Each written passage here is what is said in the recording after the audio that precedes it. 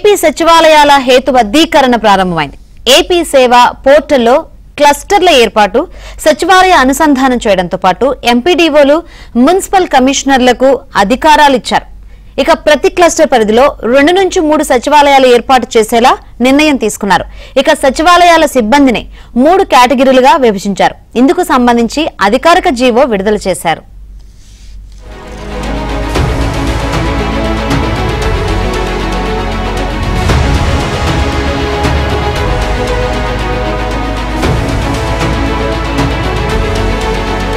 AP సచివాలయాల హేతుబద్ధీకరణ ప్రారంభమైంది.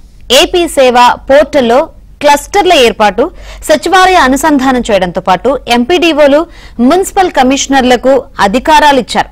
ఇక ప్రతి క్లస్టర్ పరిధిలో 2 నుంచి 3 సచివాలయాలు ఏర్పాటు చేసేలా నిర్ణయం తీసుకున్నారు. ఇక సచివాలయాల సిబ్బందిని 3 కేటగిరీలుగా విభజించారు. ఇందుకు సంబంధించి అధికారిక జీవో విడుదల చేశారు.